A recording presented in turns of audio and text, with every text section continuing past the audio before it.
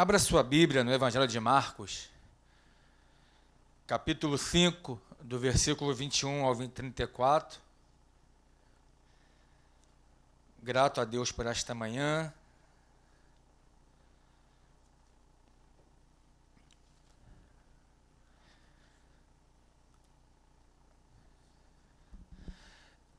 De domingo para segunda, eu conversando com uma jovem, e a conversa foi até mais ou menos 1h, e a fala dela era: Renato, tu está falando com alguém que já morreu, tu está falando com alguém que não tem mais sentido na vida, tu está falando com alguém que não tem motivo para amanhecer a segunda. Eu digitei no Zap 4 coisas para ela, quatro pontos, parecia um esboço. Mas eu falei 4 coisas com essa jovem, que eu revendo ontem a mensagem, eu quero transformar esse gabinete, essa conversa, na mensagem de hoje aqui. Foi algo que eu falando com ela, e eu revendo ontem as mensagens, o Senhor despertou no meu coração para que a partir de um texto bíblico, fosse verdade de Deus para a nossa manhã hoje aqui. Amém, gente? Eu conversei com uma jovem que nas redes sociais ela transpira vida, mas o seu ser é um ser sem vida. Eu conversei com uma jovem que, quando você olha ela no seu meio, ela dá aquelas risadas altas, mas você descobre que a verdade não foi aquilo que era demonstrado. No Evangelho de Marcos, nesse texto que nós vamos ler, do versículo 21 ao 34, diz assim o texto: E passando Jesus outra vez no barco para o outro lado, ajuntou-se a ele uma grande multidão, e ele estava junto do mar. Eis que chegou um dos principais da sinagoga, por nome Jairo, e vendo-o, prostrou-se aos seus pés. E rogava muito, dizendo: Minha filha está moribunda. Rogo-te que venhas e lhe ponhas as mãos para que sare e viva. E foi com ele, e seguia-o uma grande multidão que o apertava. Certa mulher, que havia 12 anos tinha um fluxo de sangue, e que havia padecido muito com muitos médicos, gastando tudo quanto tinha, nada lhe aproveitando, isso cada vez mais piorando. Ouvindo falar de Jesus, veio por detrás, entre a multidão, e tocou na sua vestimenta. Porque dizia: se tão somente tocar nas suas vestes, sararei. E logo lhe secou as fontes do seu sangue, e sentiu no seu corpo estar curada daquele mal. E logo Jesus, conhecendo que virtude de si mesmo saíra, voltou-se para a multidão e disse: Quem tocou nas minhas vestes? E disseram os seus discípulos: Vês que a multidão te aperta e dizes: Quem te tocou? E olhava em redor para ver quem isto fizera. Então a mulher, que sabia o que lhe tinha acontecido, temendo e tremendo, aproximou-se e prostrou-se diante dele e disse toda a verdade.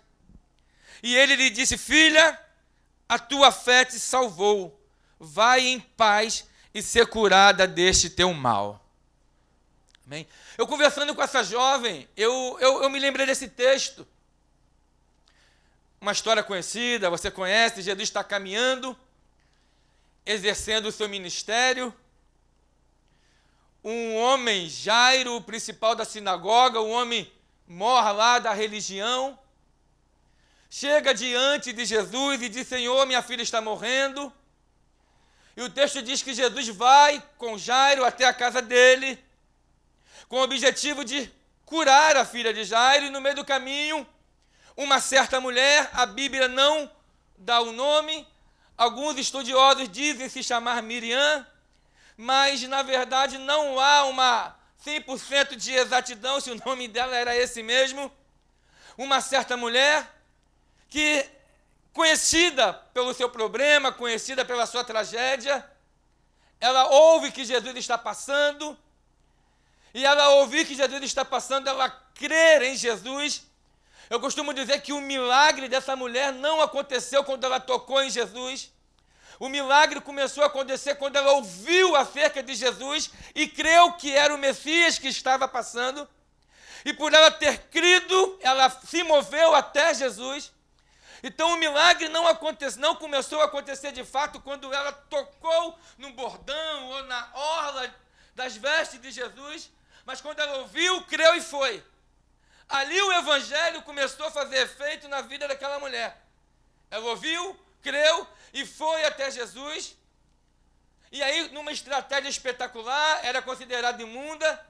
Pela lei da cerimonial era imunda, tudo que ela tocasse era considerado imundo, porque imunda ela era considerada. E ela toca em Jesus, e ela ao tocar em Jesus, Jesus para e pergunta, olha, quem me tocou? Os discípulos, Pedro ali, Senhor, que pergunta mais estranha, a multidão te aperta e o Senhor pergunta, quem te tocou? Jesus, sim, alguém me tocou de forma diferente, eu senti de mim sair virtude. E Jesus para, e o texto, versículo 32, diz que Jesus, ele começa a olhar em redor para ver quem tocara nele de forma diferente. A mulher se identifica, o texto diz que ela conta toda a verdade para Jesus. E Jesus profere uma palavra para ela, dizendo, olha, muito mais do que a cura dessa hemorragia que você sofreu por 12 anos, eu vou te chamar de filha. Ou seja, para quem buscava cura, é chamada de filha. Filha, a tua fé te curou. Não, a tua fé, muito mais do que curou, a tua fé te produz salvação. A tua fé te salvou. O Senhor me fez pensar nesse texto, nessa manhã, ontem, desde domingo, porque essa mulher ela me ensina algumas coisas importantes para a nossa vida no cotidiano. Evangelho é aquela água que precisa, ela vai correr e ela vai desempolgar na nossa vida prática, no nosso dia a dia. Evangelho não é uma utopia. Evangelho é algo que eu preciso viver diariamente no meu cotidiano. Todos os dias eu preciso estar vivendo Evangelho, experimentando Evangelho, trazendo isso como experiência de vida. E uma coisa que eu falei para aquela jovem no domingo, que estava com pensamento suicida, pensando em se matar, e que eu aprendo com essa mulher aqui, e eu falei para ela lá na nossa conversa. Essa mulher me ensina que eu preciso tratar com muita seriedade. Primeira coisa que eu falei com ela. Trate com muita seriedade aquelas questões cruciais que afligem a sua vida. Existem questões na nossa vida que eu não posso deixar de lado. Existem questões na nossa vida que eu não posso fingir que não aconteceu ou não está acontecendo. Existem desafios na nossa vida que eu não posso fingir que não me machuca. Existem desafios e dores na nossa vida que eu não posso fingir que ela não está ocorrendo. Se está doendo, eu preciso pedir ajuda. Se há um calo, se há algo que eu preciso resolver, eu preciso pedir ajuda para resolver. Se há um pecado que eu preciso confessar, eu tenho que confessar. Se existe alguma coisa que eu preciso tratar em Deus, resolver em Deus, eu preciso resolver isso logo. Porque essa mulher, ela tratou com muita seriedade. Desde o dia que ela se descobriu doente. Desde o dia que ela se descobriu imunda. A Bíblia diz que ela gastou tudo que ela tinha tentando a cura. Passou por muitos médicos. Gastou tudo que tinha. Só que quanto mais ela investia na resolução do problema, a situação piorava. Mas ela não desistiu. Ela tratou com seriedade o que precisa ser tratado com seriedade. É estranho falar isso. Mas tem gente que só trata a vida profissional com seriedade quando perde o emprego. Aí vai tratar com seriedade o que quando deveria ter tratado antes. Tem gente que só vai tratar saúde com seriedade quando recebe um diagnóstico final. Tem gente que só vai tratar com seriedade uma questão que está afligindo a alma quando estiver prestes ou quando está em um nível de depressão muito profundo. O que o Senhor está falando nesta manhã, e essa mulher me ensina, que eu preciso tratar com seriedade as questões que precisam ser tratadas com seriedade. Eu preciso tratar com seriedade. Essa mulher, ela fez isso. Ela gastou tudo o que tinha, ela investiu, ela correu atrás, e aí? Há uma segunda coisa que essa mulher faz, e há uma segunda lição. Eu falei para essa jovem, conversando com ela: creia na palavra de Deus. Eu não sei, eu não gosto de fazer isso não, mas vira para alguém que está do seu lado e fala assim: creia na palavra de Deus. Mas Renato, eu creio, não, creia na palavra de Deus. Essa mulher, ela creu naquilo que os profetas no Antigo Testamento diziam, que o Messias viria, ia se manifestar, e as suas vestes produziriam cura. Ela creu.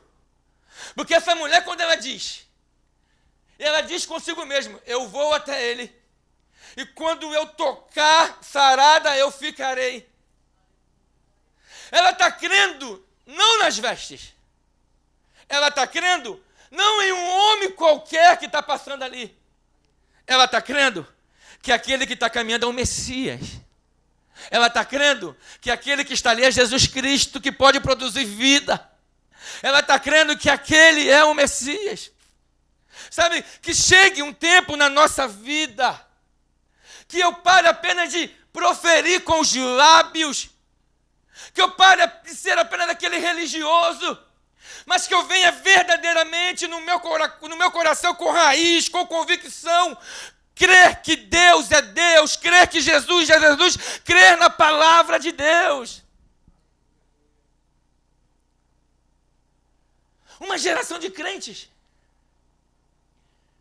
todos os domingos ali, louvando ao Senhor, mas vazios. Crer na palavra de Deus. Ah, mas o cenário está negativo. Creia na palavra de Deus.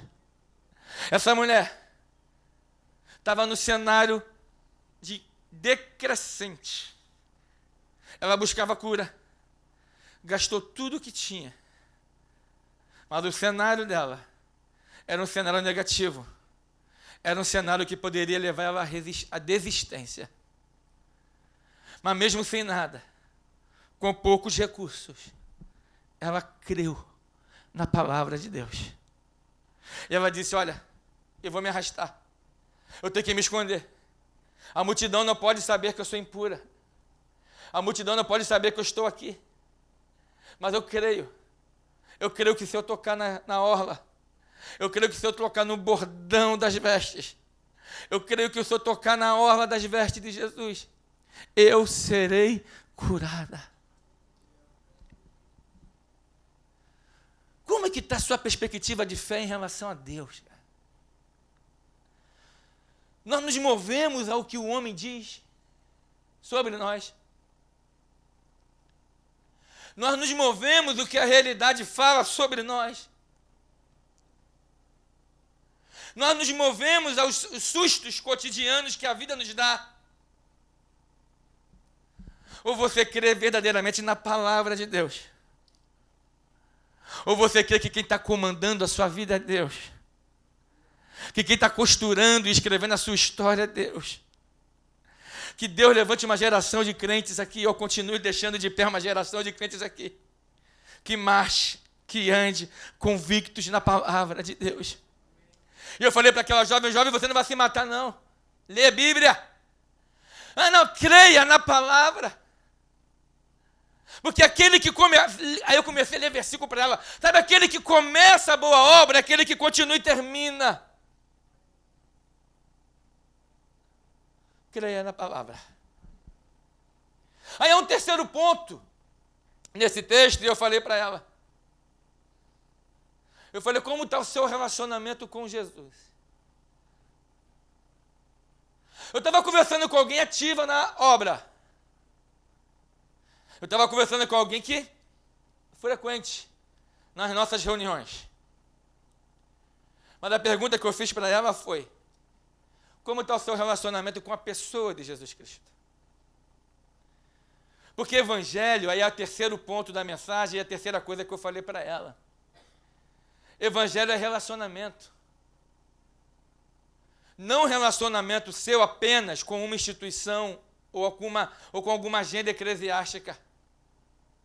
Evangelho é relacionamento com a pessoa de Deus e sim, que vai desembocar nas outras questões.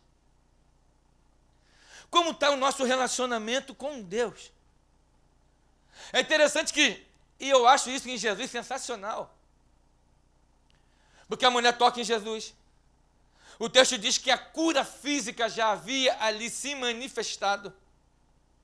E o texto diz no versículo 32, que eu já li aqui, que Jesus começa a olhar ao redor. E ele começa a se perguntar, quem é esta que foi curada aí? Quem é esta? Porque para Deus o quem é mais importante que o que. Quem é essa pessoa? Quem é essa mulher que me tocou? Lógico, havia ali por divindade de Deus uma grande questão estratégica de Jesus Cristo na pregação da palavra. Porque a imundícia dessa mulher representava a imundícia espiritual de Israel. Ou seja, a imundícia dessa mulher precisava entrar em contraponto com a imundícia espiritual da nação. Aí Jesus para, a multidão faz um círculo, imagino eu. Aquela mulher se identifica. Outrora reconhecida como imunda, que não podia tocar e tocou. E o texto diz que ela vai diante de Jesus e diz, Senhor, fui eu que te toquei. A Bíblia diz que temendo e tremendo, porque ela não podia tocar. Ela não podia tocar, ela não podia estar ali, encostando em gente no meio da multidão. Mas ela encosta, ela toca, e ela temendo e tremendo conta toda a verdade. E o Senhor profere uma palavra para ela. A tua fé, ela te salva. Vai em paz. Evangelho é relacionamento. Não tente caminhar na vida cristã sem se relacionar com o Senhor. Por mais falho que você seja, por mais pecados que você cometa, por mais erros que você venha a cometer, não tente caminhar no Evangelho sem se relacionar com o Senhor. Como está o seu devocional diário? Como está a sua oração com Deus? Como está a sua leitura bíblica? Nós vivemos num tempo onde a maioria das igrejas confundem florescer com frutificar. Estamos felizes porque o culto está florido. Eu ouvi essa expressão um dia desses. Posta no Face, porque o culto hoje está florido. Uau! Só que Deus nos chamou para dar frutos. A grande questão não é se está florido. A grande questão é se está dando fruto. É por isso que continuamos floridos, mas não atingimos a comunidade. É por isso que continuamos floridos. Postagens lindas, mas não conseguimos ter uma espiritualidade verdadeira para atingir o próximo. Como está o nosso relacionamento com Deus? Como está a sua vida com Deus? Como está isso? Porque Jesus procura, que nem ele procurou aqui no versículo 32, Gente com toque verdadeiro. Jesus procura gente com toque verdadeiro. Ela não podia tocar, e tocou. Mas foi um toque de verdade. Toques verdadeiros fazem Jesus mudar a rota.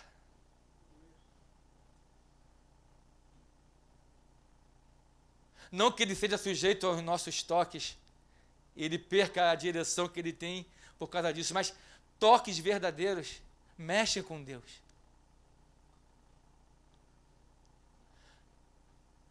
Como está o nosso culto? Como está o nosso culto? Como está, cara? Vida cristã é algo muito sério, para a gente brincar. Vida cristã é algo muito sério. A quantidade de crentes, você já deve ter ouvido eu falar isso, ou outra pessoa falar. A quantidade de crentes, não que não possa ser porque somos humanos, mas em depressão muito grande. E quando você vai conversar, que é o nosso papel apoiar, dar suporte, você descobre que falta pilar de fé, falta base de fé. Talvez nesse processo de institucionalização, preocupado em florescer as coisas, esquecemos de dar base para quem precisa de base. E geramos uma geração vazia, sem vida. Jesus está procurando ao redor pessoas com toque de verdade. Aí uma quarta coisa que eu falei para ela, para encerrar. Eu falei, jovem, me contou uma história triste. Eu falei, jovem, a graça de Deus é para todos. A graça de Deus é para mim e é para você. E a graça de Deus era exemplificada aqui nesse texto. Jesus estava indo para casa. O primeiro foco era a casa do religioso, era a casa do judeu, do principal da sinagoga. E no meio do caminho, a graça se manifestou para considerada imunda. A que não podia tocar, tocou e foi tocada. Quer pensar no plano da salvação, na graça de Deus? Está aqui um texto. Se dirigia para o chefe da sinagoga, Jairo, homem da religião. Mas no meio do caminho, a considerada imunda foi tocada por Deus. Tocou e foi tocada. Foi curada e foi salva. A graça de Deus é para nós. Eu não sei como você chegou hoje aqui nessa manhã. Se chegou se sentindo, que nem essa jovem talvez estava. A pior das piores, o pior dos piores. Chegou sem perspectiva, chegou desanimado, cansado. Sem direção. Triste. Triste talvez por algum pecado que tenha cometido, triste por alguma questão na vida que não se resolve, triste por uma tristeza profunda, triste por alguma questão humana que precisa ser resolvida nas nossas vidas. Triste, triste, triste. O que eu quero dizer é que a graça de Deus se manifesta no caminho. E aquilo que foi falado um dia para o apóstolo Paulo, o Senhor falando para o apóstolo Paulo, apóstolo Paulo angustiado, triste, com questão para resolver. E a palavra foi, filho, a minha graça te basta.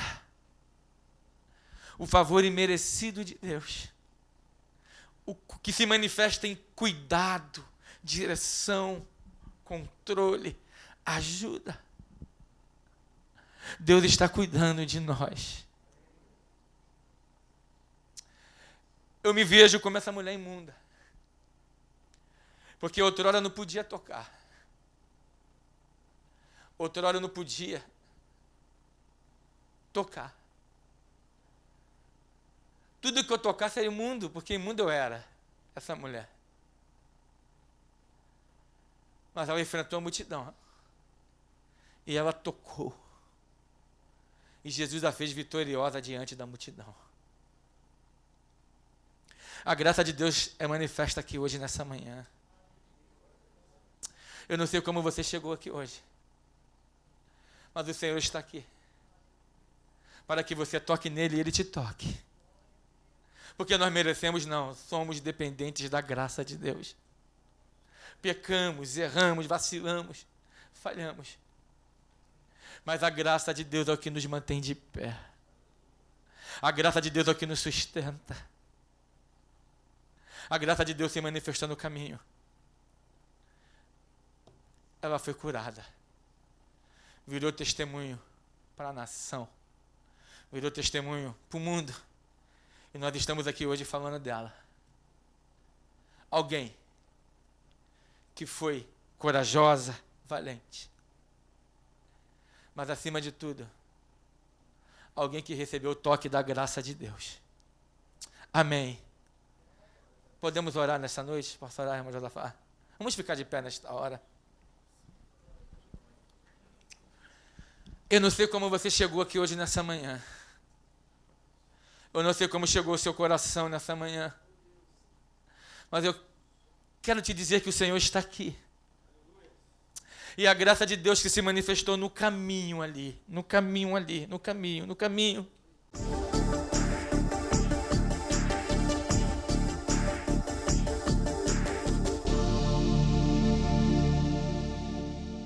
Quer se aprofundar nos estudos bíblicos com conteúdo e praticidade?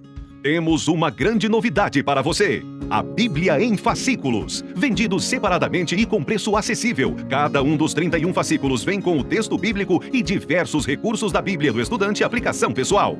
Adquira agora mesmo pelo nosso site cpad.com.br ou ligue grátis para 0800 021 7373. A Bíblia em fascículos, mais um produto com a qualidade CPAD. Perto de completar 8 décadas a serviço do povo de Deus, a Casa Publicadora das Assembleias de Deus é uma empresa consolidada no mercado editorial e a marca de confiança dos crentes em Jesus. Com o propósito de honrar esse legado, a CPAD não para de investir em novas ferramentas de comunicação para cumprir sua missão: levar o Evangelho a toda criatura por todos os meios. Conheça agora algumas novidades CPAD para o mundo digital. E-books. Já são mais de 200 grandes obras, clássicos da literatura cristã e best-seller disponíveis a um clique de você. TV CPAD. Um portal com diversos canais para toda a família cristã brasileira, com temas variados, de aconselhamento pastoral ao infantil. Confira!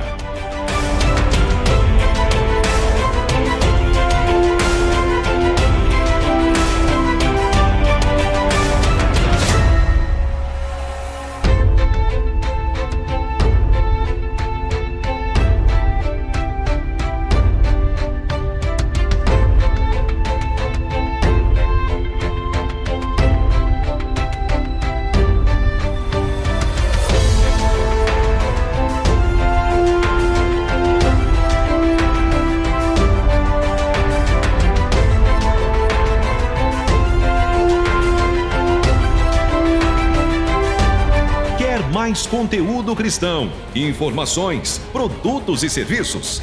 Acesse nossos diversos sites e fique por dentro do mundo CPAD.